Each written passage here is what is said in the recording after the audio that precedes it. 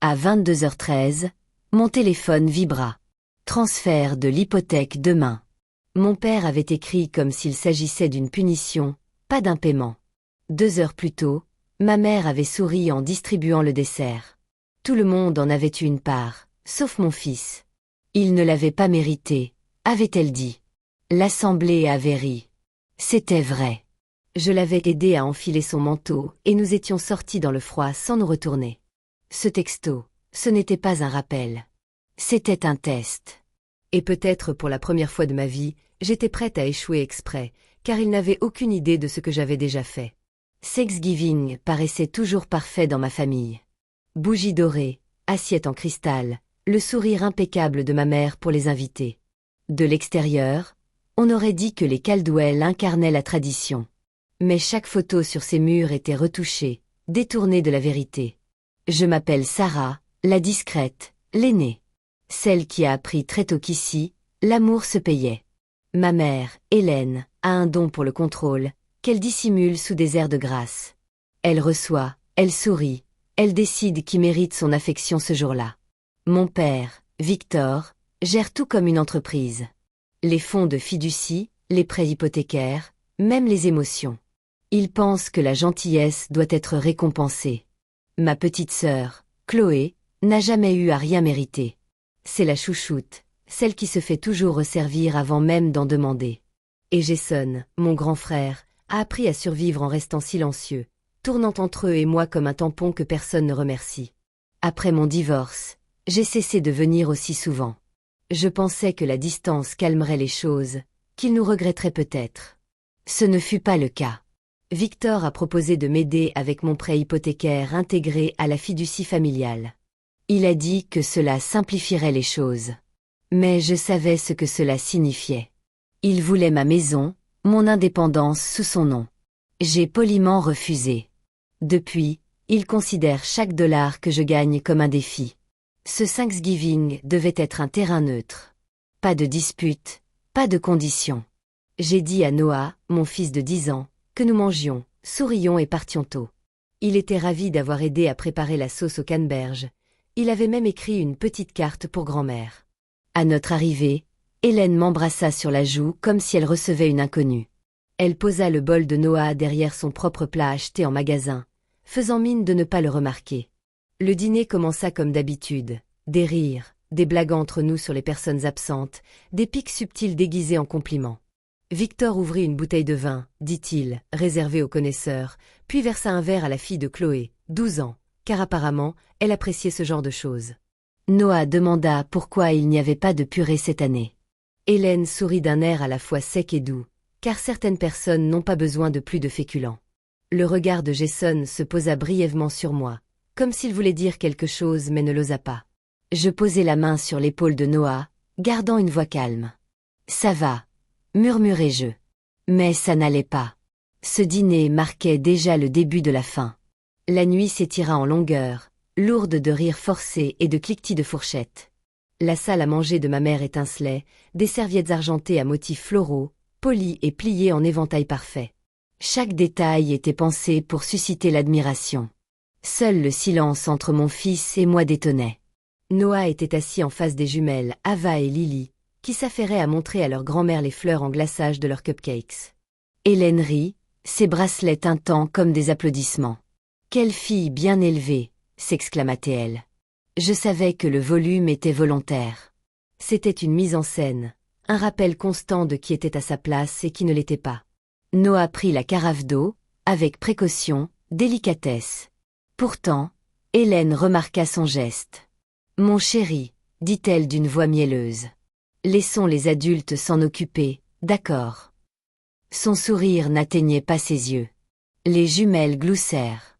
Victor s'éclaircit la gorge, se resservit du vin, faisant mine de ne rien remarquer. Toutes les quelques minutes, ma mère trouvait un nouveau moyen de me rappeler que je n'avais pas été à la hauteur de ses attentes. Une serviette de travers, un enfant silencieux, une vie trop indépendante à son goût. C'était toujours la même chose. Mais cette fois, quelque chose en moi avait cessé de plier. Quand le dessert arriva, le visage de Noah s'illumina. Le cheesecake à la citrouille de ma mère était son préféré. Il avait passé la nuit précédente à m'aider à en préparer une version plus petite à la maison, s'entraînant pour ce moment précis. Je regardais le plateau faire le tour de la table. D'abord les filles de Chloé, puis Chloé elle-même, puis la plus jeune de Jason. Des parts épaisses, généreuses comme l'amour est censé l'être. Finalement, le plateau arriva de nouveau entre les mains d'Hélène. Elle le posa, le couteau toujours à la main, et jeta un coup d'œil à Noah. Il ne l'a pas mérité après son comportement, dit-elle d'une voix douce comme de la soie. Un silence s'installa. Noah cligna des yeux, confus. Je suis désolée, grand-mère. Qu'est-ce que j'ai fait? Elle ne répondit pas. Elle prit simplement la crème fouettée et en ajouta une cuillerée dans l'assiette d'Ava. Jason se remua sur sa chaise. Sa femme fixait sa serviette. Chloé regardait partout sauf moi. Je sentis une chaleur m'envahir la poitrine. Pas vraiment de la colère, mais une lucidité soudaine. Des années à ravaler de petites humiliations, à faire semblant de ne rien voir. La frontière entre la retenue et la capitulation s'était brisée. Noah murmura, « Ça va, maman. » Sa voix était faible mais assurée. Je lui souris. « Je sais, mon chéri. » Je me levai lentement, les pieds de la chaise raclant le parquet ciré. Je pris son manteau sur le dossier de la chaise, m'agenouillai et l'aidai à l'enfiler. Tous les regards étaient tournés vers nous, mais personne ne disait un mot. La voix d'Hélène brisa le silence. « Tu pars vraiment ?» Je la regardai, sans haine, ni même avec peine, juste avec ce calme qui précède l'orage. Nous étions déjà restés trop longtemps. Nous sortîmes. L'air était frais et pur. Pour la première fois depuis des années, j'eus l'impression de pouvoir respirer.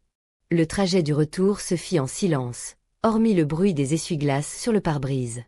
Noah était assis à l'arrière, serrant contre lui sa petite dinde en papier de l'école, celle qu'il avait voulu montrer à sa grand-mère. Les réverbères clignotaient comme des souvenirs fugaces.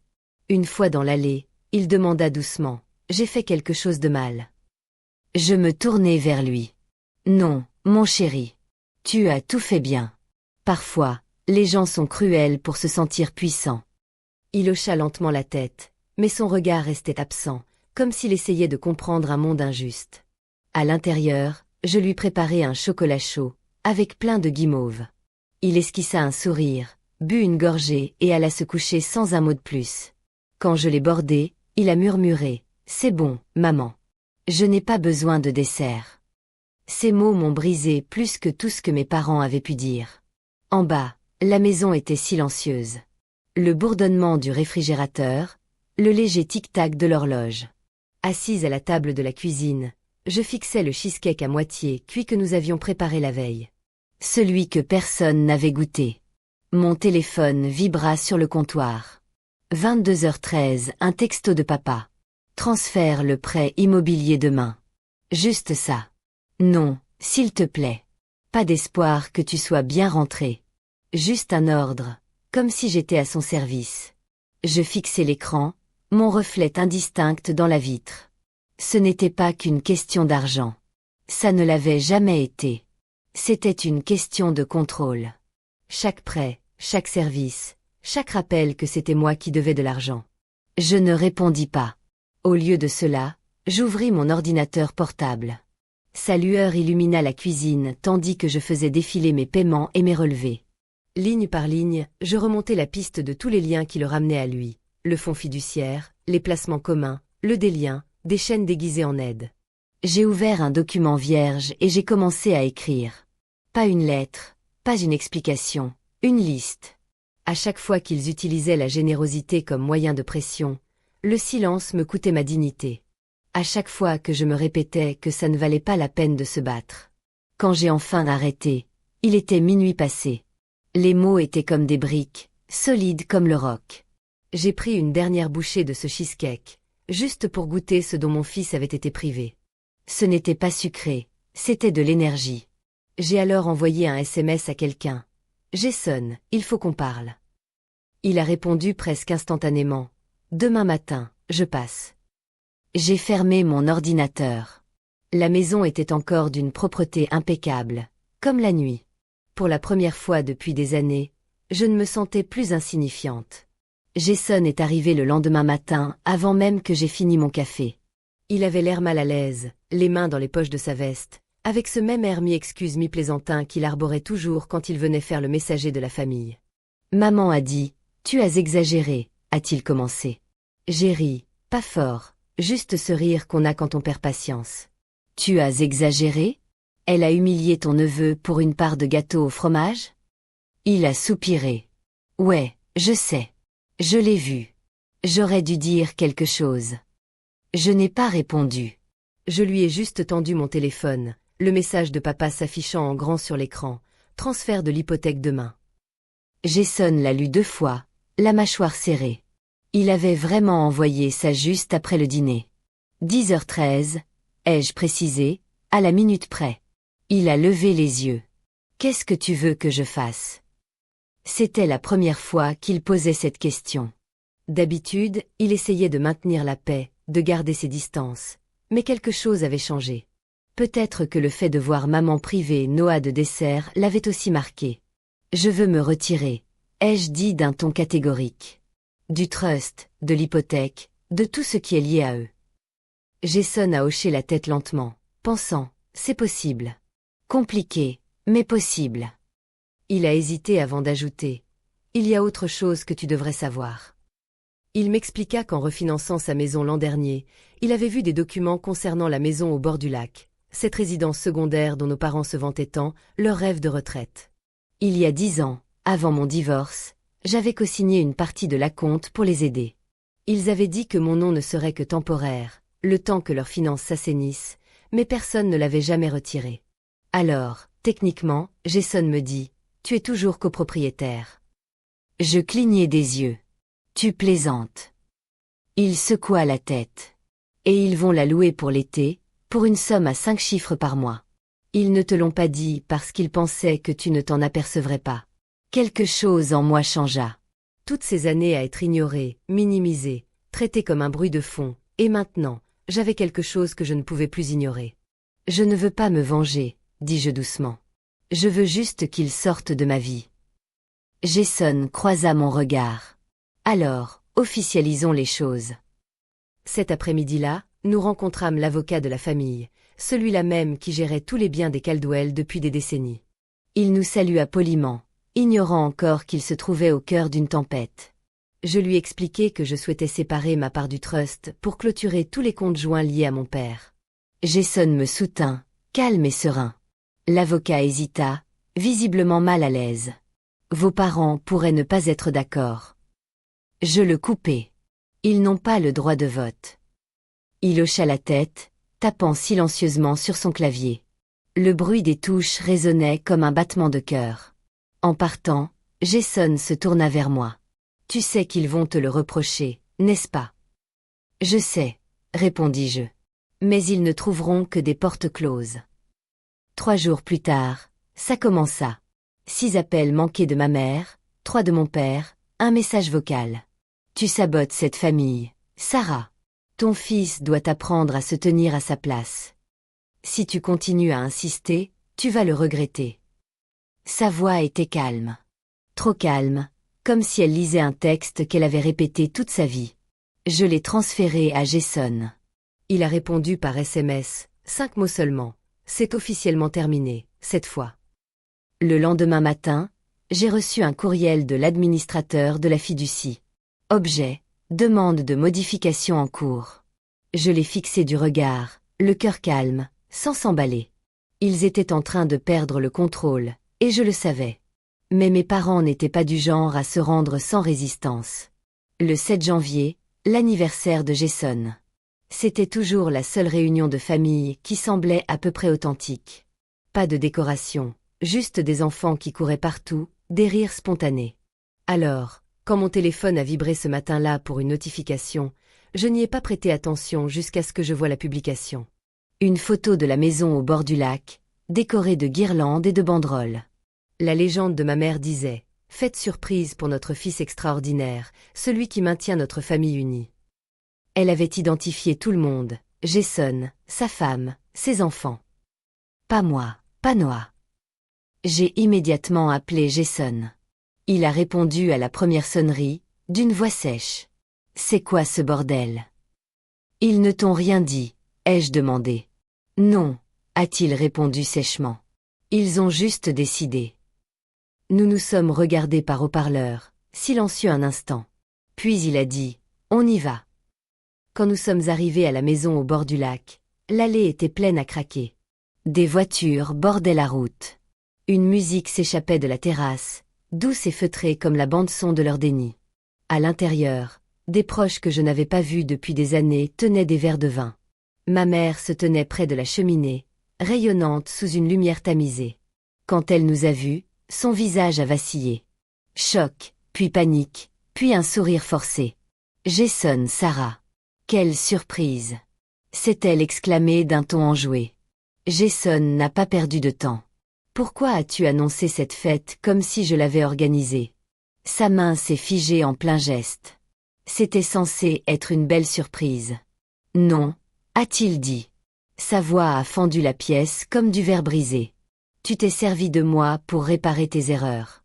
L'image. Des chuchotements commencèrent à circuler. Mon père s'avança, la mâchoire serrée.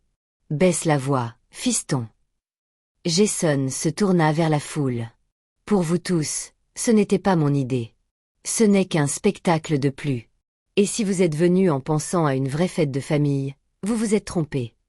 Silence. Quelqu'un toussa. Un cousin posa son verre. Ma mère rougit. Nous essayions d'apaiser les tensions. La paix ne commence pas par des mensonges, dis-je doucement. Elle me regarda comme si elle ne me reconnaissait pas. Vous n'êtes pas obligé de faire ça ici. Si, je le dois, dit Jason. Parce que c'est le seul langage que tu comprends, un public. Les chuchotements se muèrent en murmures. Quelqu'un sortit un téléphone. Le visage de mon père se figea, empli de fureur. Jason prit une profonde inspiration. Si vous continuez à faire semblant, vous finirez par fêter ça tout seul. Et sur ces mots, nous nous retournâmes et sortîmes. Derrière nous, la musique s'arrêta. Les bavardages s'éteignirent. La voix de ma mère appela nos noms, fragile et déchirante. Mais nous n'avons pas regardé en arrière. Dehors, l'air était froid et mordant. Jason s'est arrêté près de la voiture et m'a regardé. Ça va. Mieux que depuis des années. Il a esquissé un sourire. Alors c'est fini. Mais ce n'était pas le cas. Pas encore. Pas avant qu'il n'ait ressenti ce que c'était que de perdre complètement le contrôle. Le lendemain matin, on a frappé à ma porte. Une enveloppe. À l'intérieur, une lettre dactylographiée du comptable de mon père, mettant en garde contre les graves conséquences fiscales d'un partage de la fiducie. Un mot agrafé disait « Ne prenez pas de décision sous le coup de l'émotion ». J'ai ri. C'était le même ton qu'il avait employé quand j'avais 16 ans et que j'avais dit vouloir choisir moi-même mon université. J'ai pris la lettre en photo et je l'ai envoyée à Jason. 5 minutes plus tard, il a appelé. « Regarde tes emails. » Le document était là, scanné, l'avenant final, les bénéficiaires.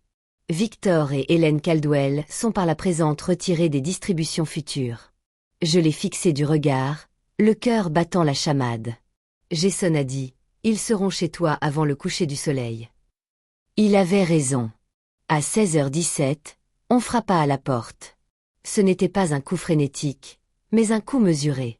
Quand je regardais par le Judas, ils étaient sur le trottoir, à peine assez près du perron, comme des étrangers, incertains d'être chez eux. J'ouvris la porte, mais je ne sortis pas. Ma mère esquissa un sourire. On peut parler une minute de ce que je t'ai demandé. Ce n'est pas comme ça que ça se passe dans la famille, dit mon père. La famille ne passe pas par des avocats. J'ai croisé son regard. Tu as raison. La famille ne se sert pas non plus des hypothèques comme de laisse. Hélène s'est avancée. On veut juste trouver un moyen de revenir.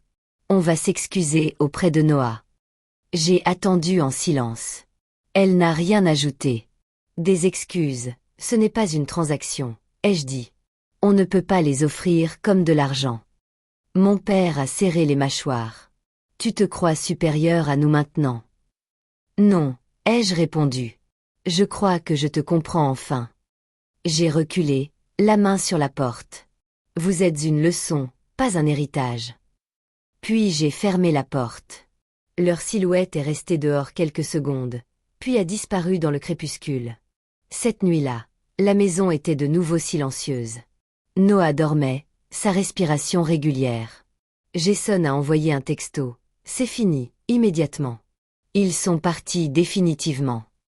J'ai posé mon téléphone, me suis appuyée contre le mur et j'ai laissé le silence s'installer. Je ne me sentais pas triomphante, juste soulagée, comme si le bruit avait enfin cessé. 3 jours se sont écoulés avant que je reçoive des nouvelles de Jason. Un simple SMS est apparu pendant que je préparais le petit déjeuner pour Noah. C'est officiel. Partage de la fiducie confirmé. Pas de point d'exclamation, pas de célébration, juste un fait. J'ai ouvert ma boîte mail et j'ai vu le document. Ma part séparait les noms de mes parents des distributions futures. Je n'ai pas ressenti de victoire. C'était comme expirer après avoir retenu mon souffle pendant des années. Cet après-midi-là, je suis allée chercher Noah à l'école. Il a couru vers moi, son sac à dos sur les épaules, les joues rouges de froid. « On fait des cookies ce soir ?» a-t-il demandé. « Bien sûr », ai-je répondu. Nous avons passé la soirée dans la cuisine. Des fleurs séchées recouvraient le plan de travail. Une odeur de vanille embaumait l'air. Noah façonnait des étoiles et des arbres en riant quand l'un d'eux se cassait. Je n'avais pas réalisé combien de temps s'était écoulé depuis que notre maison n'avait pas retrouvé cette légèreté et cette sérénité. Quand la première fournée est sortie, il m'en a offert un. Ils sont meilleurs que ceux de grand-mère, a-t-il dit en souriant à moitié. J'ai failli le corriger, puis je me suis retenue. Il avait raison. Il l'était. Plus tard, après qu'il soit allé se coucher, je me suis assise sur la véranda avec une tasse de thé. La nuit, le ciel était immobile, l'air si vif qu'il me piquait les poumons.